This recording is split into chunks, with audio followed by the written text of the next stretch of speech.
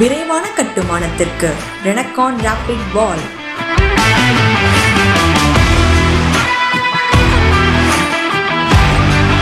மூலிகை மசாலா பொருட்கள், நவதானியங்கள், காஃபி தூள், எண்ணெய் அரைக்கும் இயந்திரங்களை பயன்படுத்தி மாதம் 40,000 ரூபாய் வருமானம் பெற தொடர்புக்கு 9894966652. உங்கள் தொழிற்சாலை மற்றும் நிறுவனத்தின் மின்சார தேவையை வங்கி நிதி உதவியுடன் சொந்தமாக சோலார் பிளான்ட் அமைத்து முழுமையாக நீங்களே பூர்த்தி செய்து கொள்ளலாம். Velan infra project private limited, Chennai. Call 9842252166. பொடி தோசா, my choice is பொடி dosa. Masala dosa, it's always my choice. Dosa வகைகளில் ஒவ்வொருவருக்கும் ஒவ்வொரு சாய்ஸ் இருக்கலாம், ஆனால் எல்லா வகை தோசைகளுக்கும் ஒரே சாய்ஸ் இதயம். மாதம்பட்டியில் ஓர் அற்புதம். பரிபூர்ணாஸ் ஐஸ்வர்யம் சீனியர்ஸ் லிவிங் பாரடைஸ். Phone 9943299940.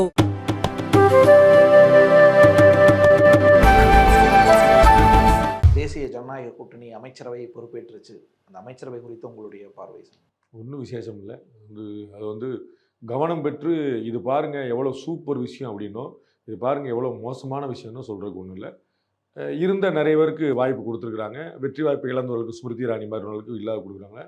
துறைகள் எல்லாம் நமக்கு தெரிஞ்ச துறைகள்லாம் கிட்டத்தட்ட அப்படியே கொடுத்துருக்குறாங்க. அது உயர்கல்வித்துறையோ, ரயில்வே துறையோ, தகவல் தொழில்நுட்பத்துறையோ, நிதி அமைச்சகமோ, வெளியுறவுத்துறை அமைச்சகமோ, தகவல் தொழில்நுட்ப இணையமைச்சர் நம்ம முருகனோ, எல்லாமே அவர்கள் என்னவாக இருந்தாங்களோ அதை கொடுத்துருக்குறாங்க. ஸோ இவர்களுடைய எல்லாருடைய ஒர்க்லையும் ஏற்கனவே பிரதமர் சாட்டிஸ்ஃபைடாக இருந்திருக்கிறாருன்னு தெரியும். திரும்ப அவர்களுக்கு வாய்ப்பு கொடுத்துருக்காங்க. கூட்டணி கட்சிகள்லாம் கொடுக்கணும் வைக்கணும். கூட்டணி கட்சிகளை பொறுத்தளவுக்கு எல்லாரும் என்ன எதிர்பார்த்தாங்கன்னா, சங்க நெரிச்சு வாங்கி கழுத்து முடிஞ்சுன்னு கைகால் ஓடாதுன்னு நினச்சிட்டு இருந்தாங்க. அதனால் அவங்களுக்கு கீ போர்ட்ஃபோலியோஸ்லாம் கொடுக்க வேண்டியிருக்கும். ரயில்வே கேட்பாங்க, ஹோம் கேட்பாங்க, நிதி கேட்பாங்க, பிரைம் மினிஸ்டர் பதவியே கேட்பாங்க. எல்லாம் சொன்னாங்க. எதுவுமே இல்லாமல் எல்லோரும் அவரவர் உயரத்தை தெரிந்து கொண்டிருக்கிறார்கள் அப்படிங்கிறதுக்கு இன்னொரு உதாரணம் இது. அவங்க யாரும் கழுத்தை நெரிக்கல, யாரும் கொடுக்கல. அவங்க ரேஷியோவில் நம்ம எப்படி ஜெயிச்சோமோ அது மாதிரி கொடுத்துருக்குறாங்கன்னு தெரியும். 4 கேபினெட் கேட்பாங்க, நிதிஷும் சந்திரபாபு நாயுடுனாங்க. ஆனால் ஒரு கேபினெட் ஒரு ஏற்கனவே சொன்ன போல எல்லாருடைய ஆசை. அதெல்லாம் நம்ம அப்படிலாம் நீங்கள் யாரையும் பிளாக்மெயில் பண்ணவும் முடியாது. அவங்களுக்கு நான் ஏற்கனவே பார்த்துருக்குறோம். ஆர்டிகல் 370 அவங்க அப்ளிகேட் பண்ணும்போது அவங்களுக்கு ராஜ்யசபாவில் பெரும்பான்மை கிடையாது. வழக்கமாக இந்திய வரலாறு எப்படின்னா, ஒரு பாராளுமன்றத்தில் ஒரு மசோதா நிறைவேற்றாங்கன்னா முதல்ல மக்களவைக்கு போவாங்க, அப்புறம் மாநிலங்களவைக்கு போவோம். இதுதான் மரபு வழக்கமாக. ஆனால் இவங்க என்ன பண்ணாங்க, எனக்கு பலம் இல்லைன்னு நீ எங்கே என்னை அடிப்பியோ அங்கே நான் முதல்ல இதை நிறைவேற்றி காட்டுறேன். அப்போ இங்கே உங்களுக்கு தெரியும் 2014 19 கூட உங்களுக்கு ரோட் வந்துருச்சு. அப்போ இங்கே நான் நிறைவேற போகிறது ஒரு மேட்ரே கிடையாது. ஸோ முதல்ல 2019 நம்ம வேலூரில் பை எலெக்ஷன் நடந்துகிட்டு இருந்தாங்க. அன்னைக்கு படக்குன்னு கொண்டு வந்து 370 தூக்கி அங்கே கொண்டு வந்தாங்க ராஜ்யசபாவில். ஸோ அவங்க எப்பயுமே அப்படி தான். நீங்கள் சீண்டிட்டீங்கன்னா அவங்க என்ன சீறிடுவாங்க. பேசாம விட்டா கூட பேசாமல் வந்துருப்பாங்க. நீ சரியான ஆம்பளை, நீ செஞ்சு பாருன்னு செஞ்சே விடுவாங்க. அப்போ நீ இப்படி கூட்டணி பறிச்சுட வச்சிருவோன்னா அவங்க என்ன, யாராவது ஒருத்தர் இவங்க போன ஏற்கனவே சொன்னது போல சந்திரபாபு நாயுடு வெளியே போனால் ஆபத்து இல்லை, நிதிஷ்குமார் வெளியே போனால் ஆபத்து இல்லை. 2 பேரும் சேர்ந்து போயிட்டு. ஆமாம். அப்போ 2 பேர் போனால் இவங்க 2 பேர் வேற பிடிச்சிருவாங்க. திமுக கூட தானே செய்வீங்க நீங்கள். அவங்க பொருந்தா கூட்டணி அவங்க சொல்லுவீங்க. திமுக கூட இருக்கு. திமுக என்ன கசக்குதா? எப்படி சார் போவோம்? ஏன் போக விட்டு அகற்றணும்னு சொல்லிக்கிட்டு இருக்காங்க. ஏன் போகக்கூடாது? 23 MP 4 கேபினட் கொடுத்துட்டு போறாங்க. மத்திய அமைச்சர், மாநிலத்தில் ஆட்சி, மத்தியில் ஆட்சி. என்ன பிரச்சனை? ஏடிஎம்கே அங்கே இல்லை. உங்களுக்கு என்ன உறுத்துது? ப்ராபபிலிட்டி நான் போறாங்க இல்லைன்னு சொல்ல. ஏற்கனவே கூட்டணியில் இருந்தவங்க. ஸோ சந்திரபாபு நாயுடு விலகிடுவாரு அப்படின்னு நீங்கள் யோசிக்கும் போது ஸ்டாலின் சேர்ந்துருவாரு அப்படின்னு நான் யோசிக்கக்கூடாது. அது உறுத்துறதுக்கு அங்கே என்ன இருக்குன்னு நான் சொல்ல வரேன். அங்கே ஒன்று இப்போ ஏடிஎம்கே இருக்கு, நான் எப்படி சார் போய் நீங்கள் கேட்கலாம் அப்படிங்களா? ஏடிஎம்கே கூட்டணியில் இருந்தாங்கன்னா இயல்பான கேள்வி எப்படின்னா, நீங்கள் ஏடிஎம்கே பிஜேபி கூட்டணி விலகினதுக்கு 10 காரணத்தில் சொல்லுவாங்க. திமுக கூட்டணியை உடைப்போம், திமுக கூட்டணி 4 பேர் இங்கே வருவாங்கன்னு. அதுதான் உங்களுடைய முதல்ல கணக்காது. ஏன்னா திமுகவும் அதிமுகவும் பாஜகவும் சேர்ந்து இருக்கிற வரை அங்கே காங்கிரஸோ, கம்யூனிஸ்டுகளோ, விடுதலை சிறுத்தைகளோ இவங்க ஏடிஎம் கூட சேர வாய்ப்பே கிடையாது. அப்போ அவங்க என்ன நினச்சிருப்பாங்க, பிஜேபி நம்ம கழட்டி விட்டோம்னா இவங்களில் யாராவது ஒருத்தரோ எல்லாமும் சேர்ந்தோ வரலாம். அதுதான் முதல் கணக்கு. அப்போ அந்த மாதிரி உறுத்துறதுக்கு ஒரு பாயிண்ட் இருந்துச்சு பிஜேபி கூட சேர்ந்தா அப்படின்னு. பிஜேபி உறுத்துற பாயிண்ட் தானே இப்போ பாசிச ஆட்சின்னு சொல்றாங்க. அதெல்லாம் சொன்னவங்கலாம் சேர்ந்து. நான் வேற ஒரு உதாரணம் சொன்னேன். ஸ்டாலின் பெரியவரா, கருணாநிதி பெரியவரா? நீங்க சொல்லுங்க. கருணாநிதி தான் சார். அவர் சொல்லியிருக்கிறாரு, RSS பற்றியும் பாஜக பற்றியும் தவறான சிந்தனை இளைஞர்கள் மத்தியில் விதைக்கப்பட்டிருக்கிறது. அதை தடுக்க வேண்டிய, சீர் செய்ய வேண்டிய கடமை நமக்கு இருக்கு, ஒவ்வொருவருக்கும் இருக்குன்னு சொல்லியிருக்காரு. இது சொன்னது யார்? நான் உங்களுக்கு எடுத்து காட்டுறேன். உங்களுக்கு டேட்டோட ஊரோட முரசொலியில் வந்தது நான் காட்டுறேன். கட்டம் கட்டி வந்திருக்காரு சார். அந்த சமயத்தில் சொல்லியிருக்கலாம். அதற்கு பிறகு என்ன நடந்தது? அந்த சமயம் என்னங்கிற சொல்லுங்க. அதற்கு பிறகு என்ன நடந்துன்னு சொல்லுங்க. அந்த சமயத்தில் குஜராத் கலவரம் நடக்கலையான்னு சொல்லுங்க. அந்த சமயத்தில் பாபர் மசூதி இடிக்கப்படலையான்னு சொல்லுங்க. அதுக்கப்புறம் இவங்க என்ன பண்ணிட்டாங்கன்னு சொல்லுங்க. அதெல்லாம் நிறைய பேசிட்டோம் நம்ம. அதெல்லாம் அவங்களுக்கு யாருக்கு உறுத்தா சார்? தேவை ஏற்பட்டால் எல்லோரும் ஒன்று சேருவார்கள். அவ்வளோதான். நான் சொன்ன ஒரு பாயிண்ட் என்ன, இவங்க 2 பேரும் யாராவது ஒருத்தர் போனால் ஆபத்தில், 2 பேரும் போனாலும் அவங்க சமாளிக்க முடியும். இங்கே 4 கேபினெட் கொடுக்க மாட்டாங்களா? திமுகக்கு வந்துட மாட்டாங்களான்றோம். இந்த பக்கம் இந்தியா கூட்டணியில பிரதமர் வரைக்குமே ஆஃபர் பண்ணப்பட்டுச்சு. ஆனா யாரும் சந்திரபாபு போகலையே. நாயுடு, நிதிஷ் போகலையே. அதுதான் அதெல்லாம் நீங்க புரிஞ்சுனா ஒற்றுமையா இருக்காங்க. நான் நேத்து வரைக்கும் சொல்லிட்டு இருந்த பாயிண்ட் இப்ப நீங்க ரீஎஸ்டாப்ளிஷ் பண்றீங்க. நான் சொன்னேன் அவங்க எல்லாம் ஒண்ணு மண்ணா இருக்காங்க, நீங்க தான் அடிச்சுக்கிட்டு இருக்கீங்கன்னு. நீங்க டே ஒன்ல இருந்து அடிச்சு, உங்க கன்வீனர் ஓடி போயிட்டாரு முதல்ல. நீங்க 4 கூட்டம் சேர்ந்து போட முடியல. ஒரு 2வது பொதுக்கூட்டம் போட போறீங்கன்னு தேதி இடம் அறிவிச்சு பொதுக்கூட்டம் போடல. 3வது கேரளால கூட்டணி கிடையாதுட்டீங்க, வெஸ்ட் பெங்கால கூட்டணி கிடையாதுட்டீங்க, பஞ்சாப்ல கூட்டணி கிடையாதுட்டீங்க. ஆனா நாங்க ஒண்ணு மண்ணால கூட்டணிங்க. வெளியில இருந்து அது இவ்வளவு முரணும் முதல் நாள்ல இருந்து காட்டுனது நீங்க. முதல் நாள்ல இருந்து கடைசி வரைக்கும் ஒண்ணுமே. இன்னைக்கு பதவியேற்பு ஆந்திரால சந்திரபாபு நாயுடு பதவியேற்பு நம்ம பேசிட்டு இருக்கும்போது 2 பேரும் கட்டி பிடிச்சி முத்தம் கொடுக்காத குறை பிரதமரும் சந்திரபாபு நாயுடு. நீங்க எல்லாம் சொல்லிட்டே இருக்க வேண்டியதான், இது சுவாகா சுவாகா, ஏதாவது ஒன்று ஆயிரும் ஏதாவது ஆயிரும் அப்படின்னு பெருமாளை பிரார்த்தனை பண்ணிட்டே இருக்க வேண்டியதான். எதுவும் நடக்க போறதுல எல்லாம் ஸ்மூத்தா போயிட்டு இருக்காங்க. இன்னொரு பக்கம் சார், ஏக்நாத் சிண்டே சிவசேனா, அந்த பக்கம் அஜித் பவாரோட தேசியவாத காங்கிரஸ், இவங்கெல்லாம் அதிருப்தியில் இருக்காங்க. என்ன எங்களுக்கு ஒரு தேசியவாத காங்கிரஸ் எம்பி மினிஸ்டர் வேணான்ட்டாரு, கொடுக்குற இணையமைச்சர் எனக்கு வேணாம், நான் அதுக்கு மேலே பொசிஷனில் இருந்தேன்ற இதை காட்டிட்டாங்க. இந்த பக்கம் சிவசேனாவும் அதே மாதிரி கடும் அதிருப்தியில் இருக்கிறத அந்த கட்சியினுடைய எம்பியை ஓ பன்னீர்செல்வம் இந்த மாநிலத்துடைய முதலமைச்சராக இருந்தார். திரு ஓ பன்னீர்செல்வம் அவர் எனக்கு ஒரு முதலமைச்சர் பதவி கொடுங்கன்னு இப்போ கேட்டாருன்னா, சார் தமிழ்நாட்டில் நீங்கள் ஆட்சிக்கு வாங்க கொடுத்துருவோம் தானே சொல்லுவாங்க. 7 எம்பி வச்சிருக்கோம், எங்களுக்கு நீ 2 இணையமைச்சர், வெறும் 2 எம்பி வச்சிருக்கோம், குமாரசாமிக்கு மத்திய அமைச்சர் கொடுக்குறீங்கன்ற அந்த கேள்வி தான். யாருடைய தயவுல யாருங்கிறத பொறுத்து நீங்க ஜெயிச்சுட்டு வாங்க. 7 எம்பி வச்சிருக்கோம் கொடுக்கல, 2 எம்பி வச்சிருக்கிறவங்க கொடுக்குறீங்க. ரொம்ப தெளிவா சொன்னாங்க, ரொம்ப தெளிவா கொடுத்துருக்காங்க, துறை வரைக்கும் ஒதுக்கிட்டாங்க, திரும்பவும் பேசுவோம் இருக்கிறாங்க. அவங்க யாரும் அவர் திரு பிரஃபுல் பட்டேல் செய்தியாளர் சந்திப்பில் ரொம்ப தெளிவா சொன்னார். எனக்கு அவங்க இணையமைச்சர் கொடுத்தாங்க, நான் கேபினட்டாக இருந்ததுனால நான் வேண்டாம்னு சொல்லிட்டேன். முதல்ல அவங்களுக்குள்ளேயே யாருக்கு இது பிரச்சனை பிஜேபிக்கு என்சிபிக்கு இல்லை, முதல்ல புரிஞ்சுக்கணும். இது என்சிபிக்கு உள்ளேயே இது, புரியுதுங்களா? Which is quite understandable. அங்கேருந்து பிரிஞ்சு வரும்போது நான் பெரிய ஆளா நீ பெரிய ஆளா மாற்றி மாற்றி அவங்களுக்குள்ள பேசி முடிவு பண்ணிட்டு வாங்கப்பான்னு சொல்லியிருக்காங்க. அது செட்டில் ஆயிடுச்சுன்னா இதுவும் செட்டில் ஒன்றும் பிரச்சனை இல்லை. சிவசேனா ஏக்நாத் சிண்டே டீம் அவங்க இது 7 எம்பி ஜெயிச்சிருக்காங்க. அதுவுமே தான் ஏக்நாத் சிண்டே தான் பிஜேபி தயவுல இருக்கிறாரே தவிர பிஜேபி ஏக்நாத் சிண்டே தயவுல இல்ல. சார் 7 எம்பி வச்சிருக்கோம், நீ 20 எம்பி தரலையே. குமாரசாமி உங்களுக்கு முதலமைச்சர் பதவி தந்திருக்குமே, யார வச்சு கொடுத்தோம்? குமாரசாமிக்கு முதலமைச்சர் பதவி தரலையே. ஏக்நாத் சிண்டேக்கு எத்தனை எம்எல்ஏ இருக்காங்க? பிஜேபி அவர் வரலைன்னா ஆட்சியே இருந்திருக்காதே சார். அவர் இல்லைன்னு என்சிபி வச்சு பண்ணிருப்பாங்க. என்சிபில கம்மியா தான் வந்திருந்தாங்க. இவர் பெரிய டீமோட இவர் ரெண்டும் சேர்ந்து ஆட்சி அமைச்சாங்க, உங்களுக்கு தெரியும். அதுக்கப்புறம் அவர் தான் அஜித் பவாரும் தேவேந்திர பட்னாவிஸ் ஒரு நாள் காலைல பதவி ஏற்றாங்க இதே சட்டசபையில. விடிகால 4 மணிக்கு பதவி ஏற்றுட்டாங்க. அப்புறம் அஜித் பவார், அதுதான் சொல்ல வரேன், அஜித் பவார் மாறி போறாரு, அவங்க மாறி போறாங்க. குடும்பத்துக்குள்ள அவங்களுக்கு 1000 பிரச்சனை, சில சலம் ஒன்று சேரும். ஏன்னா சொந்தக்காரங்க, க்ளோஸ் ரிலேட்டிவ், புரியுங்களா? சசிகலா டிடி மாதிரி. அப்போ ஒரு சில சமயம் சேருவாங்க, சில சமயம் பிரிவாங்க, அது அவங்க குடும்பத்துக்குள்ள வரும். ஆனால் அவங்க யாரும் சேருவாங்கன்னு நீங்க யோசிக்க வேண்டிய பாயிண்ட், ஏக்நாத் சிண்டே இன்னைக்கு முதலமைச்சராக இருக்கிறாருன்னு அதுக்கான காரணம் பிஜேபி. அவரை விட டபுள் மடங்கு எம்எல்ஏ வச்சிருக்கூடிய கட்சி ஒரு துணை முதலமைச்சர் பதவியும், பாதி எம்எல்ஏ வச்சிருக்கக்கூடிய கட்சி அது வேற ஒரு கட்சி உடச்சிட்டு வந்த கட்சி முதலமைச்சர் கொடுக்குறாங்க. அப்ப யார் தேவையில யாரு? அதனால அதிருப்தி கிடையாது. அதிருப்தி வெளிப்படுத்துறாங்க. ஒரு எம்பி ஓபனா பேசுறாருல்ல, அதெல்லாம் நீங்க சிவசேனா அதே இன்னொரு எம்பி சொன்னார், சிவசேனால இருந்து உத்தவ் தாக்கரே ஜெயிச்சு 3 பேர் வந்துட்டு இருக்காங்க எங்கள்கிட்ட பேசிட்டாங்க, நாங்க 3 பேர் இருந்தா கட்சி உடஞ்சிரும், உங்களுக்கு நல்லிஃபை பண்ணி விட்றாங்க, கட்சி தாவல் தடுச்சது, இன்னும் 3 பேர் கூட்டுவாங்கன்னு சொல்லியிருக்கேன், சரின்னு இருக்காங்கன்னு இன்னொரு எம்பி சொல்றாரு. நான் பேரோட சொல்றேன். அதெல்லாம் ரொம்ப சாதாரண லெவலில் பாஜக இருந்து எங்கள்கிட்ட பேசிட்டு இருக்காங்க சொல்றாங்க. இப்போ பாஜக ஆட்சி போட்டு ராகுல் காந்தி பிரதமர் ஆகட்டும், நான் என்ன செய்தி போடுவேன்? ராகுல் காந்தி பிரதமர் ஆக முடியாது போட போறேன்னா, பிரதமராக பதவி இருக்கிற நான் தான் முதல்ல கூவுவேன். என்னுடைய வேலை செய்தி சொல்வது. ராகுல் காந்தி பிரதமர் ஆகாமல் தடுப்பதா? நீங்க வாங்க சொல்றேன், வர முடியாது நான் கணிக்கிறேன். 25 வருஷமா போட்டுட்டு இருக்கேன் ஜேர்னலிசத்துல, அதனால நீங்க வர முடியாதுன்னு சொன்னேன். இவ்வளவுதான் பாயிண்ட். வந்தானே எனக்கு என்ன கிடைச்சதுல, எனக்கு என்ன நட்டதுல. இப்ப சபாநாயகர் கேட்டுட்டு இருக்காங்கன்னு சொல்றாங்க. எல்லாரும் கேட்பாங்களா? கேட்கறது தப்பு கிடையாது, எல்லாருமே கேட்பாங்களா? யாரும் விட்டு சும்மா விட்டு எனக்கு எதுவுமே வேணாம் திரு டிடி தினரனா எடுத்தடுப்புல எனக்கு எதுவுமே வேணாம்னு சொல்றதுக்கு அவர் ஓப்பனா எழுதியே கொடுத்தாரு. எனக்கு நீங்க எம்பி பதவியை கொடுக்காட்டாலும் பரவாயில்ல, எம்எல்ஏ பதவி கொடுக்காட்டாலும் எனக்கு எந்த நிபந்தனை ஆற்றாலும் முதல் நாள்ல லெட்டர்ல கொடுத்தாரு. பகிரங்கமா திருச்சியில முதல்ல இந்த கூட்டணியை அறிவிக்கிற அன்னைக்கே சொன்னார், எந்த நிபந்தனை மற்ற கூட்டணினார். திரு வாசனாவது ஒரு தடவை வந்துட்டு பேசிட்டு அப்புறம் அடுத்தது போனார், திரும்ப 2 வரணும் சொல்லிட்டு போனார். இவங்களாம் எந்த பேச்சும் வச்சுக்கல. எங்கள்கிட்ட 2 பேர் கேட்டிருக்காங்க, நான் தேனியில் போட்டிடுறேன், தம்பி திருச்சியில் போட்டிடுறேன், போதும். என்ன அந்த மாதிரி யார் கொடுப்பா? எல்லாருமே கேட்குறாங்க. அது நீங்கள் எப்படி பிளேம் பண்ண முடியும்? உங்களுக்கு இன்க்ரிமெண்ட் கேட்குறீங்க சம்பளத்தில், அது எப்படி தப்பு சொல்ல முடியும்?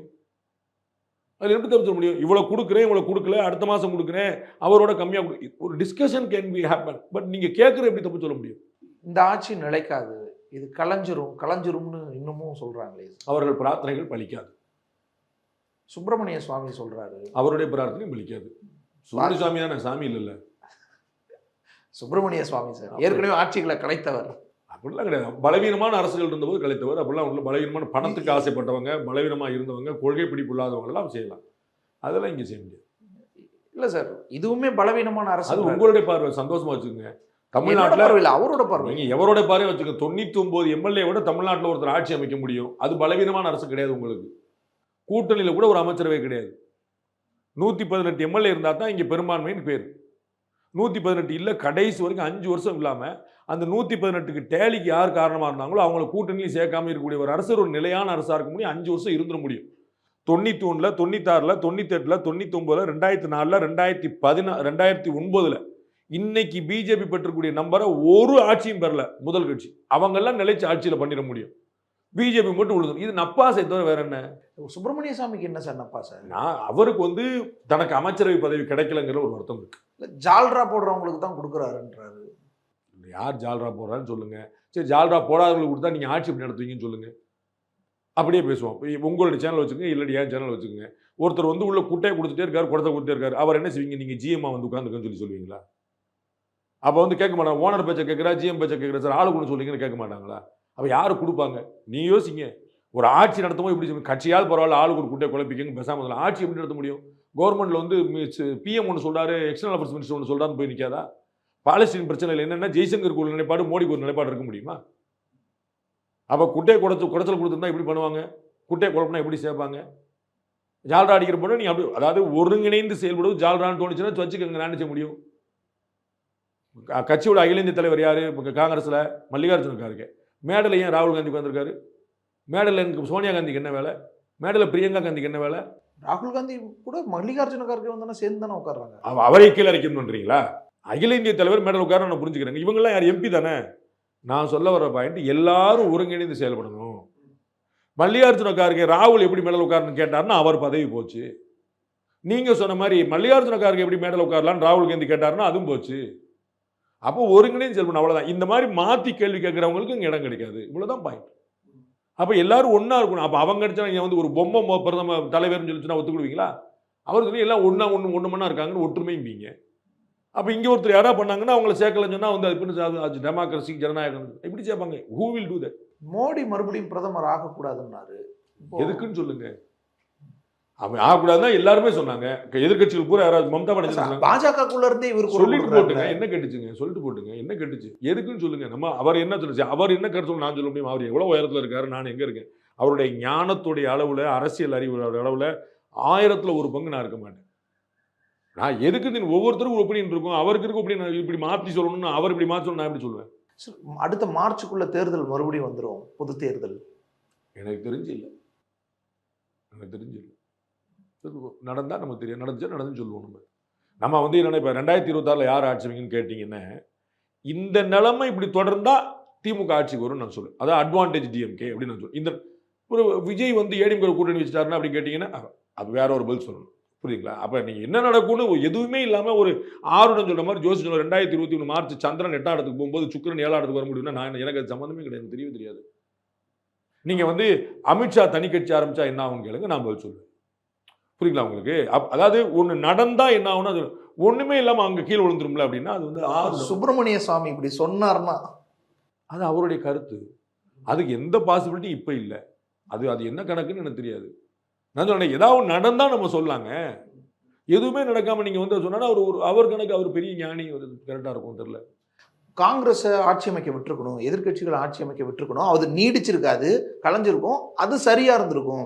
நம்ம ஃபர்ஸ்ட் போய் பண்ணிருக்க கூடாது. 1000 கோடி ரூபாய் செலவாயிருக்கும். 96ல் நடந்துச்சு, 98ல் நடந்துச்சு.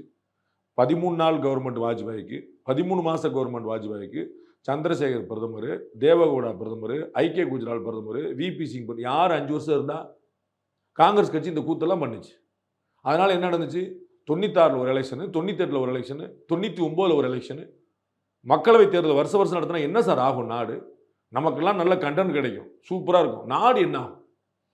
நடந்திருக்கு சார். 91ல் மக்களவை தேர்தலும் மாநிலங்களவை தேர்தலும் சட்டமன்ற தேர்தலும் தமிழ்நாட்டில் ஒன்றா நடந்துச்சு. 96ல் சட்டமன்ற தேர்தலும் மக்களவை தேர்தலும் ஒன்றா நடந்துச்சு. நம்ம எப்பயுமே இந்த ஒரே நாடு ஒரே தேர்தல் தமிழ்நாடு அப்படி தான் இருந்துச்சு. தமிழ்நாடு, கேரளா, புதுச்சேரி அப்படி தான் இருந்துச்சு. படக்குன்னு இடையில ஆட்சி கழிச்சுட்டாங்க. 98ல் 1, 99ல் முடிஞ்சு வச்சு இப்போ நம்ம 2.5 வருஷத்துக்கு ஒருக்க தமிழ்நாட்டு தேர்தல் ஆகிப்போச்சு. சுப்பிரமணிய சாமி அப்படி சாதாரணமா சொல்லக்கூடியவர் இல்லை சார். நீங்களே சொல்ற மாதிரி அரசியல் ஞானம் இல்லை அவரும். அவர் சாதாரணமான சொல்லவே மாட்டோம். அவரு சொல்றாருன்னா காங்கிரஸ் அல்லது இந்தியா கூட்டணி ஆட்சி அமைக்க விட்டுட்டு அது கலைஞ்சிருக்கும், அப்புறம் நான் தான் பதில் சொல்லிட்டேன். நான் 10 தடவை தேர்தல் வந்தா நாட்டுக்கு நல்லதான். அது போக 99 எம்பி இருக்கிற ஆட்சிக்கு வரணுமா, 240 எம்பி இருக்கணுமா, சட்டமே சொல்லுது யாரை கூப்பிடணும்னு. அப்புறம் நீங்க உங்க சௌரியத்துக்கு கூப்பிடுவீங்களா? அவங்களுக்கெல்லாம் கோர்ட் கிடையாது, உங்களுக்கு மட்டும் தான் கோர்ட் இருக்கா? நாளைக்கு வந்து என்ன ஆகும்? இன்னொருத்தர், இப்போ நான் ஒரு பேச்சுக்கு சொல்றேன், பிஜேபி இன்ஃப்ளூயன்ஸ் இருக்கக்கூடிய ஜனாதிபதி உட்கார்ந்துருக்கார் ஒரு பேச்சு. இன்னைக்கு வந்து திரௌபதி முர்மு அவர்கள் பிஜேபி சேர்ந்தவங்க தானே ஒரு காலத்துல, ரைட்? இப்போ நாளைக்கு வந்து காங்கிரஸ் கட்சி 240 வந்துருச்சு, பிஜேபி 99 வந்துச்சு. நீங்க பிஜேபி ஆட்சி அலைக்க திரௌபதி முர்மு ஜனாதிபதி கூடாது விட்டுருப்பீங்களா? என்ன சார் அராஜகம் சொல்ல மாட்டீங்க மீடியால? அப்புறம் காங்கிரஸ் கட்சி கூட்டா என்ன? ஒரு லாஜிக் வேண்டாமா? நியாயம் வேண்டாமா? இதை அப்படியே மாத்தி யோசிங்க, அதோடைய விபரீதம் உங்களுக்கு புரியும். இல்ல சார், சுப்பிரமணிய சுவாமி அப்ப காரண காரியம் இல்லாம சொல்ல மாட்டார்ல. ஒருவேளை மோடிக்கு அவரோட பிரச்சனை, அவருக்கு மந்திரி பதவியில ஒரு எதிர்பார்ப்பு இருந்தது, நான் அறிந்தது இவ்வளவுதான். அது கிடைக்கல, அதனால சொல்றாரு, வேற எந்த காரணமும் இல்ல. மோடி திரும்ப வர வேண்டாம், ஏன்னு சொல்லுங்க. அது வரைக்கும் ஓகே சார். ஆனா எதிர்கட்சிகள் ஆட்சி அமைக்க விட்டுருக்கலாம்னு சொல்றதுங்கிறது, மோடி வரக்கூடாதுங்கிறதுதான். வேற என்ன? மோடி எனக்கு அமைச்சரவை கொடுக்கல, அப்பா ஒரு ஆட்சி வந்து என்ன செய்ய வேண்டாங்கிறதா, வேற என்ன இருக்கு? இன்னொரு பக்கம் ஆர்எஸ்எஸ்ஸே ஒரு அதிருப்தியை வெளிப்படுத்துதோ திருப்பியும் இப்படி. ஆர்எஸ்எஸ் வந்து முதல்ல வந்து அவர் உங்களுக்கு என்ன சொன்னா, அவர் ஹிந்தியில பேசினாரு, அதனால உங்களுக்கு என்ன தெரியும் பார்க்கணும். செய்தி தான் சார். ஆமா, ஆர்எஸ்எஸ் தொடர்ந்து கவனிக்கிறவங்க அவங்க எப்பயுமே இது செஞ்சிருக்கிறாங்கன்னு நீ பார்க்கணும். ஏன்னா ஆர்எஸ்எஸ் பிஜேபியோடைய தாய் அப்படிங்கிறது அவங்க விட்டதே கிடையாது. அது தருதல பிள்ளை எப்படியும் போட்டோம், அது வந்து தலைச்சன் பிள்ளை எப்படியும் போட்டோம், வளர்ந்த பிள்ளை விடவே விடாது. எல்லா பக்கமும் நான் உங்களுடைய பாஸ் அப்படின்னு இருக்கும். இவங்கெல்லாம் ஆர்எஸ்எஸ் ஆட்சி நடக்கு, ஆர்எஸ்எஸ் ஆட்சினா ஆமான்னு நான் சொல்லுவேன், எனக்கு ஒன்றும் தலைக்குமே இல்லை. ஆர்எஸ்எஸ் உடைய நிலைப்பாடு தான் பிஜேபி நிலைப்பாடு, ஆர்எஸ்எஸ் உடைய அரசியல் பிரிவு தான் பிஜேபி, புரியுதுங்களா? அதில் எந்த குழப்பமும் இல்லை. பிஜேபியோடைய அமைப்பு செயலாளர் நேரடி ஆர்எஸ்எஸ் நியமனம், எல்லா அகில இந்திய மாநிலங்களில் வழி. கேசவநாயன் காவி சட்டை போட்டு தமிழ்நாட்டில் இருக்கிறாரு, யாருன்னு கேளுங்க. கட்ட பிரம்மச்சாரி, கல்யாணம் முடியாதவர், ஆர்எஸ்எஸ் உடைய நியமனம். அவருக்கு அப்புறம் ஒருத்தர் வந்தாருன்னா இன்னொரு ஆர்எஸ்கார் வருவார், அவருக்கு முன்னாடி இருந்தவர் ஆர்எஸ்கார். அப்படி இருந்தவர் தான் நரேந்திர மோடி, அப்படி இருக்கிறவர் தான் பிஎல் சந்தோஷ். அப்படி தான் ஆள் போட்டு வைப்பாங்க. அவங்களும் டைரக்டர் தான். அவங்க என்ன செய்யணும், என்ன அவங்க வந்து ஆக்சுவலாக உங்களுக்கு தெரியுமான்னு தெரியல, வருஷத்துக்கு ஒரு முறை ஆர்எஸ்எஸ் தலைமையும் பிஜேபி தலைமையும் க்ளோஸ்டு சர்க்கியூட்ல ஒரு மீட்டிங்கே போடும். ரிப்போர்ட் கார்டு கொடுத்து என்னென்ன பண்ணியிருக்கோம், என்னென்ன பண்ணணும், என்னென்ன ஃபியூச்சர், ரெண்டு பேருமே உட்காந்து பேசுவாங்க. ஏன்னா அவங்க அப்பா பிள்ளை, அவங்க வீடு.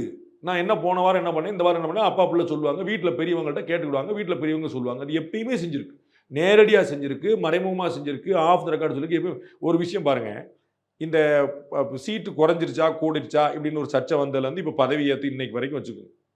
இத்தனை நாளாக திரு மோகன் பாகவத்தும் திரு நரேந்திர மோடி பேசாமலே இருப்பாங்கன்னு நினைக்கிறீங்களா? கெஸ் பண்ணுறீங்களா? அப்படி ரெண்டு பேரும் ஃபோன் ஆஃப் பண்ணிட்டு உட்காந்துருப்பாங்க. நான் பிரைம் மினிஸ்டர், நான் ஆர்எஸ்எஸ் தலைவர், இப்படி திரும்பி உட்காந்துருப்பாங்க நினைக்கிறீங்களா? 10 முறை பேசியிருப்பாங்க, நேரடியாகவோ வேற ஆட்கள் மூலமாகவோ. போன்ல பேசுற அந்த போன்ல ஆள் மூலமா பேசுற 100 முறை பேசியிருப்பாங்க. அப்படி பேசி மோகன் பகவத் சொன்னது ஒருவேளை கேட்காம போய் அதிருப்தியை வெளிப்படுத்தி நீங்க நினைச்சுக்கிட்டு இருக்கீங்க அவங்க. ஏன்னா இது வந்து நரேந்திர மோடிக்கு ஏன் சொல்லணும்? நரேந்திர மோடி தனியா சொல்லுவாரு, இது நாட்டு மக்களுக்கும் ஆர்எஸ்எஸ்க்கும் பிஜேபிக்கு எல்லாருக்கும் சொல்றது. அதனாலதான் பப்ளிக்ல சொல்றாங்க. நரேந்திர மோடியோட கான்டாக்ட் இல்லையா அவருக்கு? இல்ல சார், க்ளோஸ்டு சர்க்கிள்ல சொல்லிருக்கலாம். இப்ப இது ஆட்சியின் மேல விமர்சனம் ஆகுது இல்ல, அதுல இருந்தே நீங்க தெரிஞ்சுக்கங்க நரேந்திர மோடி சொன்னது இல்லைன்னு. உங்களுக்கு புரியுதுங்களா? தம்பி வெள்ளைச்சட்டை போட்டுவாங்க நான் உங்களை சொன்னேன்னா அது உங்களுக்கு தனியா சொன்னது. பத்திரிகையாளர்கள் வெள்ளைச்சட்டை போட்டு வரணும் நான் இங்கிட்ட பார்த்து பேசிட்டு இருக்கேன். இது தேவேந்திரன் நோக்கி சொன்னது, நீங்களா யூஸ் பண்ணா. நான் பத்திரிகையாளர்களுக்கு பேசுறேன், ஆர்எஸ்எஸ்க்கு சொல்றேன், பாஜகவுக்கு சொல்றேன். இதுவே அடையாளம் நரேந்திர மோடிக்கு சொன்னது இல்லைங்கிறது. அவருக்கு அதுதான் ஏற்கனவே சொன்னேன், வேற ஒரு பேர்ல சொன்னேன். பிராண பிரதிஷ்டை நடந்து ராமர் கோயில் வளாகத்திலிருந்து திரு மோகன் பாகவத் சொன்னது, ஜோஷ் போதும் ஹோஸ் வேணும் அப்படின்னாரு. அங்கே கொண்டாட்டம்லாம் போதும், ராமர் கோயில் கட்டியாச்சு, இன்னும் அடுத்த வேலையை பாருங்க, பொறுப்புணர்ச்சியோடு நடந்துக்கணும் அப்படின்னாரு. அப்போ ஒன்று நரேந்திர மோடி திட்டுறாரா? அவர் அடுத்து பேச போறாரு, அவர் திட்டுறாரா? பிஜேபி ஆர்எஸ்எஸ் என்னைக்குமே அப்படிதான் இருந்திருக்காங்க. அவங்க அந்த லக்கான வச்சுக்கிட்டே இருப்பாங்க, வழி நடத்திக்கிட்டே இருப்பாங்க, அண்ணனா அட்வைஸ் பண்ணிக்கிட்டே இருப்பாங்க. சார் ஒரு கட்டத்துல இப்ப பிஜேபி அல்லது பிரதமர் மோடி ஆர்எஸ்எஸ் விட கொஞ்சம் மேல போயிட்டாங்க. பிஜேபியை விட நரேந்திர மோடி உயர்ந்து விட்டார் என்பது உண்மை. ஆர்எஸ்எஸ் விட நரேந்திர மோடி உயர்ந்து விட்டார் என்பது உண்மை. நான் உங்களுக்கு வேற ஒரு வரி சொல்றேன். இந்தியாவில் எந்த பிஜேபி தலைவரும், எந்த பிஜேபி அப்படின்னு 3 பெரிய கொட்டெழுத்து போட்டு எந்த பிஜேபி தலைவரும் கட்சியோட பெரிய ஆள் கிடையாது. அவங்க கட்சி நீக்குனா இவர் வளர்ந்துட்டாரான்னு. ஆமா, உங்களுக்கு புரியுதா? இளையராஜாவுடைய அண்ணனால தான் இளையராஜா வளர்ந்தார், பாவலரால அண்ணன் வளர்ந்தார், ரைட்? விவேகானந்தரால தான் ராமகிருஷ்ண பரமஹம்சராவே உலகத்துக்கு தெரியும். அதுக்கு முன்னாடி பரமஹம்சர் தெரியாது, அவர் காளி கோயில் பூசாரி. பரமஹம்சர் யார் தெரியுமா அப்படின்னு உலகத்துக்கு கொண்டு சேர்த்து விவேகானந்தர். ஆனா பரமஹம்சர் இல்லைன்னு விவேகானந்தர் இல்லை, பாவலர் இல்லைன்னா இளையராஜா இல்லை, பிஜேபி இல்லைன்னா எந்த பிஜேபி தலைவரும் இல்லை. வளர்ந்துருக்காங்கன்னு ஆமா. மோஸ்ட் பாப்புலர் யாரு? பரமஹம்சரா விவேகானந்தரா? ஆமா. மோஸ்ட் பாப்புலர் யாரு? பாவலரா இளையராஜா? ஆமா. Obvious answers. பிஜேபியா ஆர்எஸ்எஸ் மோடியானா மோடி, வித்தவுட் எனி டவுட், அது யாரும் மறுக்கல. ஆனால் பிஜேபி இல்லாத மோடி குஜராத்ல கூட ஜெயிக்க முடியாது. நான் தான் நோ லீடர்னு சொல்லிட்டேன். அண்ட் அதை பிரிச்சு, இதெல்லாம் ஓவர், பிரிச்சு பார்க்கவே கூடாது. அவங்க எல்லாம் ஒண்ணு பண்ணா அந்த வாழ்க்கையை அர்ப்பணிச்சு வைங்க அந்த கட்சிக்காக. இல்லை சார், இப்போ நீங்கள் எஸ் அவரோட இமேஜ் உயர்ந்ததா இருக்குன்னு சொல்றீங்க, அதனாலேயே இந்த விமர்சனம், ஒருவேளை அதனாலேயே பிணக்குகள் வருது, ஓப்பன் விமர்சனம். ஆர்எஸ்எஸ் தெரியாது, பிஜேபி தெரியாதுங்கிறதுனால நான் சொல்றேன். அவர்கள் எல்லாம் கட்டுப்பாட்டில் வளர்ந்தவங்க, முதல்ல தெரிஞ்சுக்கோங்க. ஏன்னே கேட்க மாட்டாங்க. ஆர்எஸ்எஸ் இஸ் மிலிட்ரி மாதிரியான டிசிப்ளின் கொண்ட ஆர்கனைசேஷன். ஏன் அவங்க யூனிஃபார்ம் போட்டு டவுசரை போட்டு நிற்கிறாங்கன்றீங்க? ஏன் வெள்ளை சட்டை காவி பேண்ட் போட்டு நிற்கிறாங்கன்றீங்க? கலர் கலர் சட்டை போட்டு வந்தால் என்ன பிரச்சனை உங்களுக்கு? சேவை இயக்கம் தானே, தேசிய இயக்கம் தானே, ஏன் நீங்கள் கலர் கலர் சட்டை, ஏன் யூனிஃபார்ம் கொடுக்குறீங்க? முதல்ல புரியுங்களா? இன்னொன்று பார்த்துங்க, பிஜேபியில் இத்தனை பிரதமர்கள் வந்துட்டாங்க, நாட்டில் இத்தனை பிரதமர்கள் வந்துட்டாங்க, இத்தனை ஜனாதிபதி வந்துட்டாங்க, இத்தனை சுப்ரீம் கோர்ட் ஜட்ஜஸ் வந்தாங்க.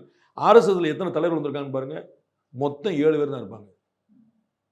அவர் இருக்கிற வரைக்கும் அவர் தான். அங்கே தேர்தல்லாம் கிடையாது, அங்கே ஓட்டுப்பதிவுலாம் கிடையாது. அது முழுக்க முழுக்க சேவையை மட்டுமே மையம், மற்ற எதுவுமே கிடையாது. நீங்கள் அங்கே போய் புரோட்டோகாலாம் பேச முடியாது. அங்கே இருக்கக்கூடிய ஒரு மாநில தலைமை, இங்கே இருக்கக்கூடிய ஒரு மாநில தலைமை திருநெல்வேலியில் இருக்கக்கூடிய ஒரு சுயம் சேவகை பார்த்துட்டு நாளையிலேருந்து நீ ஜார்க்கண்ட் போ அப்படின்னா அவர் போகணும். போவார். ஜனநாயகம் இல்லை சார் அப்படின்னா வச்சுக்கோங்க. காங்கிரஸில் ஜனநாயகம் இருக்குன்னு நான் சொல்கிறேன்ல, நீங்கள் அதை நம்பிட்டீங்கல்ல. நிறைய ராகுல் காந்தி உட்கார்ற வரைக்கும் உட்கார மாட்டாரு மல்லிகார்ஜுன கார்கே. மல்லிகார்ஜுன கார்கே எத்தனை தேர்தல் சந்திச்சிருக்காரு? அவருடைய வயசு என்ன, அவருடைய அனுபவம் என்ன, அவருடைய டெசிக்னேஷன் என்ன, அவருடைய மாநிலத்து செல்வாக்கு என்ன? ராகுல் காந்தி இதில் எதில் வருவார்? அவர் நேரு குடும்பத்தில் பிறந்தாருங்கிறத எதில் மாறினார்? ராகுல் காந்தி உட்கார மாட்டார். உங்களுக்கு அதெல்லாம் ஜனநாயகமாக தெரியுது? எந்த மாநில தலைவர் தேர்தலில் தேர்ந்தெடுக்கப்பட்டிருக்காரு? அதை விட இது இன்னும் கொஞ்சம் அதிகம். அதெல்லாம் ஜனநாயகம் பேசுக. அப்புறம் வாங்க, இவ்வளவு தான் நீங்க சர்வாதிகாரி இயக்கம்னு சொல்லிட்டீங்க, வச்சுக்கோங்க. ஜனநாயகத்தை கண்ணில் காட்டுங்க. எனக்கு தேர்தலில் தேர்ந்தெடுக்கப்பட்ட ஜனநாயக இயக்கம் யார் காட்டுங்க? நீங்க திமுக தலைவர் எப்படி தேர்ந்தெடுக்கப்படுறாரு? அதிமுக பொதுச்செயலாளர் எப்படி தேர்ந்தெடுக்கப்படுறாரு? காங்கிரஸ் தலைவர் எப்படி நியமிக்கப்பட்ட? செல்வப்புறத்தை எப்படி தேர்தல் நியமிக்கப்பட்டாரா? எந்த கட்சியில் இங்க இருக்குன்னு சொல்லுங்கன்ற. இவர்களெல்லாம் ஜனநாயகம் பேசிட்டு நீங்க அங்க மட்டும் பேசுவீங்களா? நீங்க நான் அங்க சொல்றேன், அது சேவை மட்டுமே மையமாக கொண்ட இயக்கம்னு. நீங்க ஜனநாயகம் வச்சுக்கோங்கன்ற. அப்ப ஜனநாயகம் கிடைச்சு வாங்க, ஜனநாயகம் கொண்ட கட்சியை காட்டுங்கன்ற. அவன் கட்சியும் கிடையாது, போல எதுங்க வச்சுங்க. தீக்கால என்ன இருக்காங்க? தீக்கால தேர்தலில் ஆசிரியர் வீரமணியை தேர்ந்தெடுத்த யாரு? எப்ப தேர்தல் நடந்துச்சு தீக்கால? அவர்கள் இயக்கம். பிடிக்கலன்னு போங்க, உங்களை யார் தடுக்கிறா? நீங்க பெரியார் தீக்கா, அந்த தீக்கா, இந்த தீக்கா 4 கட்சி வச்சிருப்போங்க, 4 இயக்கம் வச்சிருப்போங்க, யார் தடுக்கிறா? அவர் ஏதாவது கேட்கிறாரா? இது தீக்கா, இது இப்படிதான் இருக்கும். அவங்க இயக்கம், அது அவங்க கட்சி தான் டெமோக்ரஸி பேசணும். நாளைக்கு நீங்க ஒரு என்ஜிஓ ஆரம்பிப்பீங்க, உங்கள்ட்ட நான் டெமோக்ரஸி பேசி நீ 2 வருஷம் இருந்தப்போ என்னை உட்காரவே சொல்லுவீங்களா? நீ ஒரு இயக்கம் ஆரம்பிச்சுக்கோ. Getting my point. கட்சி பேசுங்க, நீங்க ஜனநாயகம் பேசுங்க, கண்டெஸ்ட் பண்ணுங்க, சேலஞ்ச் பண்ணுங்க. ஆர்எஸ்எஸ் பிஜேபியில் சுப்பிரமணியசாமி பேசுறாரு, டெமோக்ரஸி. காங்கிரஸ் கட்சியில் கூட்டத்தில் சண்டை நடக்கு, டெமோக்ரஸி. நான் சொல்ல மாட்டேன். ஆர்எஸ்எஸ்ல நடக்காது. ஆர்எஸ் ஜார்க்கண்ட்ல போய் வேலை பாருன்னா போய் பார்ப்போம். அப்படி பார்த்தவர் நரேந்திர மோடி. அதனால அவருக்கு டிசிப்ளின் என்ன தெரியும்? மோஸ்ட் டிசிப்ளின்டு பார்ட்டி கேட்டுறாரு. அவங்க கட்சியிலே சொல்லப்படுற விஷயம் முதல்ல nation first, party next, self last. இதுதான் அவங்களுக்கு சொல்லி வளர்க்கப்பட்ட விஷயம். மணிப்பூரை கவனிங்கன்னு இப்போ ஒரு விமர்சனத்தை மோகன் பகவத் வைக்கிறாருன்னா அப்போ கவனிக்கலைன்னு அர்த்தம் ஆயிடுதுல. அரசு 1 வருஷமா இருந்தும் அங்க சரி செய்யல. இதை முதல்ல யார் செய்வாங்கன்னு அப்புறம் ஒரு 99 மார்க் வாங்கின ஒருத்தனை சென்டம் வாங்கினா படிக்கலன்னு அர்த்தம் கிடையாது. உங்கள்ட்ட எதிர்பார்ப்பு அதிகம் இருக்குன்னு அர்த்தம். ஒரு விஷயத்தை நீங்க செய்யல, அதை கவனிங்கன்னு அர்த்தம் ஆகுது இல்ல சார்? அப்படி நீங்க தான் எடுத்துக்கணும். நீங்க பண்ணிக்கலாமே. நீங்க எப்படி பண்ணீங்க? நான் என்ன சொல்ல போறேன்? நான் என்ன 99 வாங்கின ஒருத்தரை நல்லா அப்படின்னு ஒரு வாத்தியார் சொல்றாருன்னா 100 வாங்கணும்னு அர்த்தம். உங்கள்ட்ட எதிர்பார்ப்பு அதிகம்னு அர்த்தம். மணிப்பூர் விஷயத்தை பற்றி நான் 100 முறை சொல்லிட்டேன். அங்கே சட்டசபையை கலைச்சாலும் பரவாயில்ல, அந்த முதலமைச்சரை மாற்றினாலும் பரவாயில்ல, அது செய்யணும்னு நான் என்னுடைய தனிப்பட்ட நான் மணிப்பூர் கலவரம் நடந்தோம். இன்னைக்கு நான் ஆர்எஸ்எஸ் தலைவர் என்ன சொல்லாருங்க, நீங்கள் பழச மணிப்பூர் பற்றி பாண்டே என்ன சொன்னான்னு பாருங்க. நான் மாற்றியே சொல்ல மாட்டேன். மணிப்பூரில் நடந்தது ஒரு அரசின் நிர்வாக தோல்வி. எனக்கு எந்த தயக்கமும் கிடையாது. அதற்கு சட்டசபையை கலைக்கணுமா கலைங்க, ஆட்சியை முடக்கணுமா முடக்குங்க, முதலமைச்சரை மாற்றணுமா, எனக்கு அது பிரச்சனை. எனக்கு அங்கே அமைதி நிலவணும்.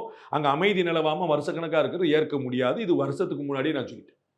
இதை மோகன் பாகவத் சொன்னதுக்கப்புறம் நான் உடன்படுகிறேன் அப்படின்னு நாங்கள் வரல. மோகன் பாகவத் வெளிப்படையாக பேசுறதுக்கு 1 வருஷம் முன்னாடியே பாண்டே சொல்லிட்டாரு. நான் சொல்ல வரேன்.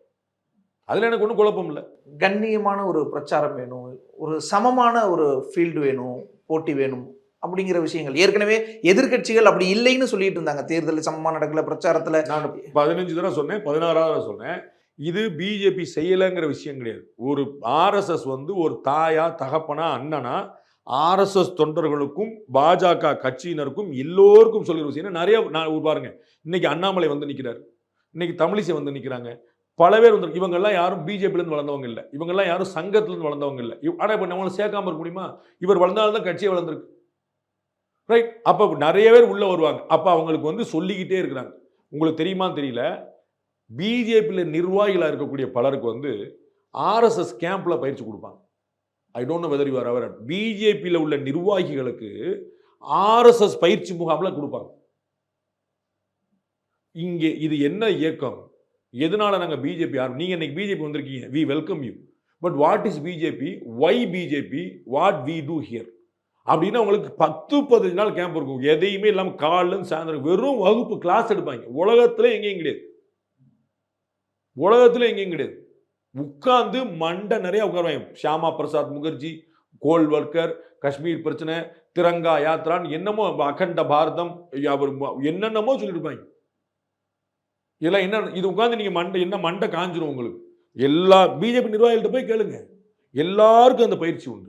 அப்ப என்ன அர்த்தம்? இவங்கெல்லாம் ஒழுக்கம் இல்லாம இருக்காங்க, அவங்க ஒழுக்கம் சொல்லி தராங்களா? பார்ட்டி எதுக்காக ஆரம்பிச்சோங்கிற அடிப்படை பேஸ் நமக்கு தெரியணும்.